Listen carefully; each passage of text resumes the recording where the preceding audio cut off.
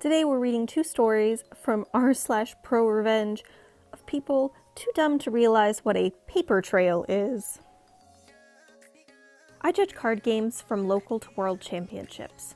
For several games, I was head judge at the world championships. The town I grew up in had a game store. It was ran by a husband and wife, and eventually their kids joined in on the fun. And it was a lot of fun.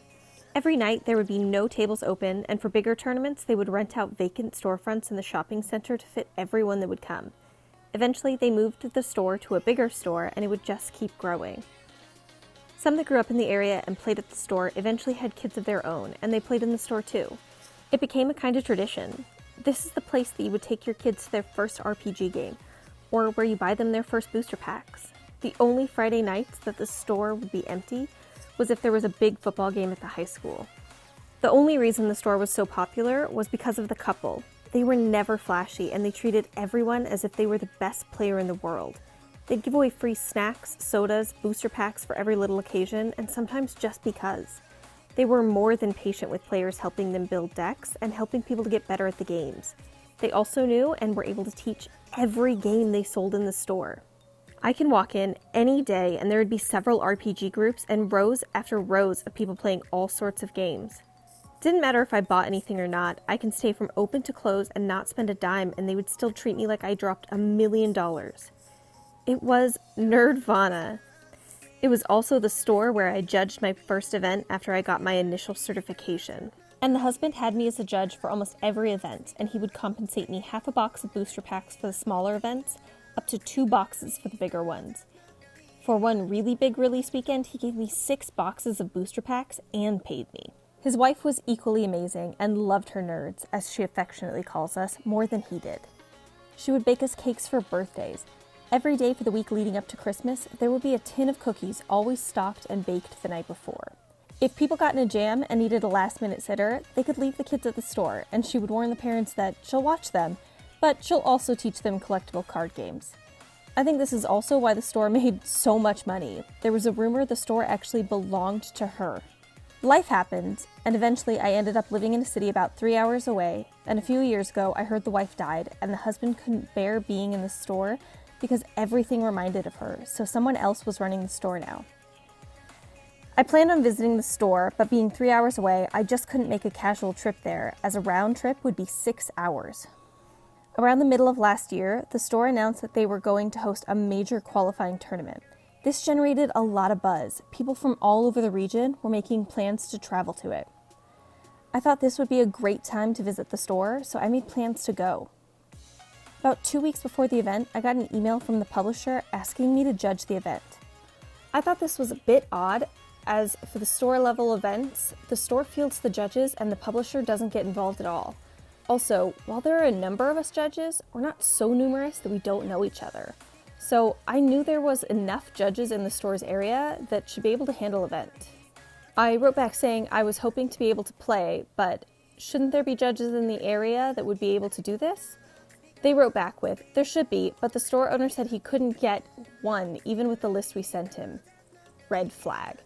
They ended the email with, you should talk to the other judges from the area and see if you can get more of the story. I wrote back with, give me a few days to think about it. I immediately started contacting the judges in the area. They all told me the same story. The store was sold to Guy, and he was great. It was the manager that was the problem. He was a judge as well, but he thinks he knew better than everyone else. The manager would override obviously correct rulings because he was buddy with the person the judge ruled against. Apparently, this also happened at a major regional tournament. Now, one of the reasons I judge instead of play is judges are pretty well compensated. Now anyways. Not just with Booster Box and our pay, but we also get some pretty sweet exclusive promos and swag. This jerk manager was hoarding the judges' promos for himself. The judges found out about this after they went to a major event, and another judge was talking about a sweet swag he got. The area judges put 2 and 2 together and realized what was going on. After this happened, judges that lived in the area all agreed they wouldn't judge under him ever again. This wasn't the worst part of it. He would harass players, saying they can't bring any outside food or drinks, tell them they have to buy products if they want to play in the store. He would harass the RPG players, telling them they have no life and they're just wasting valuable time. they could be using to play better games. Needless to say, people tried to avoid him, but as the owner would sometimes run the store himself, no one could be sure when the manager would be around. I was livid. This was the store I grew up in. This was the store I learned to play and mastered all my favorite games. And this prick was killing the store. I started to formulate a plan. I wrote to the publisher and told them I'll do it. Also, what was the judge's swag for the event? They wrote back, really grateful, as they would have had to pull the event if I didn't agree to do it, and told me everything I would get for judging. They even told me they'll throw something special in for me for helping them out. I wrote back asking for a specific item I knew the jerk manager would definitely want and I could use to trap him. The publisher wrote back saying yes, they would include that in the tournament kit as well. The day of the event, I woke up at the ungodly hour of 5 a.m., got ready and left the house at 7 a.m. and made the 3-hour drive to my home store. I got there and there were already a line of people wrapping around the store. I said hi to people I knew from the store and those I met at larger events. It was like a mini homecoming. I walked in and the new owner, the manager, and 2 other judges were there and went over the day. The manager started saying that he's a level mid-tier judge and that was the highest in the area right now, so he would be the head judge for the event, and what he says is final. I told him that I was a higher tier judge. On top of that, I had several advanced roles qualifications. He said I was BSing him until I showed him my certification. He said he's still head judge because he was the manager of the store and the people in the store respect his authority. I had to stifle a laugh. Then I told him before I start, I would like my judge's swag. Now, normally I get this at the end of the event because I don't want to carry it around all day. But given this guy's record, I wanted to give this guy as little chance as possible to steal what was owed to me. He started hemming and hawing, and he said that he hasn't pulled the kit yet. I told him to pull it, open it, and give me my swag, or I will be walking away, and I'd tell the publisher and this tournament will be invalidated. The owner tried to reason with me, but I was firm. I hated doing this to the owner. He hasn't done anything wrong. From what I heard, he was trying to continue the traditions and practices the original owners established. But I knew I needed to be a jerk to save the store's community from the manager. The manager finally came out and gave me my swag. I looked it over and I knew this wasn't everything that was promised to me. And I said as much. Then I pulled the email from the publisher that listed everything I was supposed to receive, including the special swag. The manager said he couldn't find it all, and the owner begged me to wait until the end of the event so he can make it right. I stood firm and demanded my stuff. I listed everything, and this time I also listed the special item I requested from the publisher. The manager went pale. The owner looked at the manager and said, "You said you got that when you judged that big event a few months ago." I pulled up the email where I requested the item and where the publisher said it would be included and showed it to the owner. The owner exploded. He demanded to see the entire packing list for the kit, and sure enough, my promised item was there. Then I told the owner everything the other area judges told me. The owner got redder and redder. Finally, I told the owner and the manager that unless I get the items I was promised by the publisher, I would call the police and report the theft, then walk out and make sure everyone outside knew what happened. The owner demanded that the manager gave me what was owed to me. He walked back and brought out everything that was listed in the email, plus the special item that was promised to me. The owner then fired the manager and apologized to me profusely for what just happened, and asked me to please judge. I agreed and started the tournament, and apparently it was the best ran tournament the store had since the change of ownership. No one walked away complaining. All the rulings were fair and it ended early. When I got home, I sent an email to the publisher with the tournament report as well as an explanation as to what happened. I also sent a long email apologizing to the owner for my bad behavior. The owner wrote back saying he understood why I did it and he was actually grateful I was able to help him see the truth. The fallout. The jerk manager was stripped of his judge certification. Also, the guys he tried to help cheat were given bans from the game. The owner hired one of the area judges to manage the store, and it's slowly going back to what it was before the reign of jerk manager. In the grand scheme of things, this wasn't some huge injustice that was righted, but this store is like family to me, and you don't mess with my family. In case you're like me and you are fixated on knowing what this special item is, I can't find anywhere OP says it in the comments, and I'm really upset. I want to know what he got as the cherry on top of his revenge. Back when I was still in university, I used to work for a hotel to make ends meet. When I started, the hotel very urgently needed new personnel, so I cut a deal with the old owner about getting to choose and pick shifts so I could visit my courses and exams. Speaking some extra foreign languages, I also got a little bonus each month on top. The old owner was a great guy. He owned multiple hotels, so I rarely saw him. But when he was in the house, he always made a point to have drinks with the staff, chat with us, and if we were free, he even invited those of the front desk to fancy restaurants who were not on shift. Fast forward, I worked in the hotel for a few years now and was nearing completion of my studies, so it wouldn't have been an eternity until I had to quit anyways, as I was, of course, more interested to work in my field of study. As part of my deal with the old owner, I mostly chose to work night shifts, allowing me to visit my courses at the university during the day. To make up for my privileges, I had picked up the habit of doing some extra work in the dead of night other shifts would normally have to do, when I, on contrast, could have sat around and stared at the walls. People were grateful for the help at the beginning, and we became a rather tight-knit group. But over time, people rotated in and out. When the old owner retired and his jerk of a son took over the business as new owner, I already feared the worst. The new owner didn't like me very much. I never found out the exact reason for that one. I was at that point nearly the sole veteran left from when I started. Among the tasks I had taken on was doing light clerical tasks to ease the manager's job in the morning. For that, I generally had to use the manager's network account.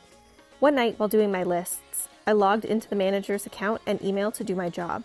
Then, I saw an email with my name in the subject line. I know it's not nice to snoop, but of course, I read it. Turns out the new owner wanted to get rid of me. I still had my old employee contract with the bonuses for foreign language abilities and was allowed by my contract to pick and choose shifts. I can only assume these privileges are what made the new owner hate me. No idea if he had other reasons because, to be honest, these seem very weak to me. But he couldn't fire me without cause. On top of that, I would be owed severance if fired, and generally there were not enough bodies in the shift rotation without me. Though the new owner didn't seem to understand that point as the emails told me. I looked for more email concerning me and found them. There was an email chain between some of the employees, the manager, and the new owner. I was, of course, not CC'd, as I was the hated topic. The employees didn't like me hogging the night shifts, because those paid better, and for every night you worked, you got paid the night hours. The manager was the only one rather neutral on the matter and just curbed off their enthusiasm to get rid of me, as they needed me to be fully staffed. The new owner and my colleagues actively conspired to make a hostile work environment so I would quit of my own volition. I was furious. I thought about a variety of reactions, from egging their cars to burning down the hotel. But I settled on a less crazy method of revenge. I called my uncle at 2 a.m. asking for advice. My uncle's a lawyer. So, for the sake of proof, I forwarded myself all the emails. I made photos, printed them out, made copies, and filmed the whole deal, just to be sure. My uncle told me to sit tight and see if things got worse, or if it was just bluster. And so I gave it a few days, and things did take a turn. Snide remarks about my looks, clothing, and so on were only the tip of the iceberg. Some of the colleagues were just as professional as before, but the conspirators always left extra work for me or pawned off shift duties they normally had to do on me. I always kept a spare shirt and suit at work just to have a change, which suddenly disappeared. One guy even started to threaten me with violence. But I kept clenching my butt cheeks. I would not give them the satisfaction of saving on the severance or giving in. I'm a big boy after all. I did, however, stop doing any extra work I was not obligated to do, which, in the end, was the reason they used to fire me. They still had to pay me severance. The next day, my uncle, with bundled proof of the email and all documented harassment by my colleagues, served the hotel my lawsuit. It started with wrongful termination and ended with harassment. Reportedly, the manager went white as a sheet when he realized where the emails must have come from. The new owner had been on vacation and had to cancel his expensive vacation in France to deal with this. Their counsel advised them to settle, so I accepted my severance and a hefty bonus on top, enough money to last me until the end of university without work. But that was not all my revenge. I had gone after the new owner's money, but in the next step, I went after the hotel. I had used all the spare time during the night shifts alone to document every last violation of the city, council, district, state, and federal laws I could find. That went from minor things like some harmless mold under the kitchen sink to substantial violations like modifications to the building. The building was under a limited form of historical protection by federal law, on the ground of being built and inhabited by somewhat important historical figures a few hundred years back. So every renovation or change in floor plans needs to be signed off on by a committee, which can take ages. There's also a grant paid to the new owner by the government for keeping the building intact as is. So, with my uncle's help, I sent documentation of every violation I could find to the corresponding agency. In 1 month, everything from health, building code, fire safety, to the finance and work police crawled over the hotel. In the end, it was the building and fire inspectors that shut the place down. The new owner had done substantial renovations to the top floor luxury apartments, which he used when he was in town. So the new owner had to pay back the grant, pay fines for unauthorized alterations to the building, endangering his guests because something wasn't built right according to fire code, and had to close down shop until the building was fixed. I also tipped off a friend who studied journalism and worked at a local paper. The paper ran an article on all the violations accumulated, which tanked the business once it had reopened, as the newspaper article had led to horrible reviews. In the end, to afford all the fines, repayments, and building costs, the new owner sold the hotel. As the cherry on top, all the jerks who had tried to harass me lost their jobs. Granted, the people who didn't do anything to me lost their jobs too, but didn't do anything to stand up for me or help me either. So I don't feel too much remorse. And the revenge cherry on top was that the new owner, whenever he was in town, used to bring home escorts, which in my country is not illegal, but he was married. It took some digging to get that information to the new owner's wife, but one of my former colleagues who had quit before this had all happened had her email. So I let her know what the new owner was up to when he was out of town. I don't know what exactly happened, but they did divorce in the end. Make of that what you will. I will never understand the stupidity of some people. If you're planning on doing something this underhanded, why are you emailing back and forth on company emails about it? Especially when you know a guy accesses your email daily. Oh, it's so dumb.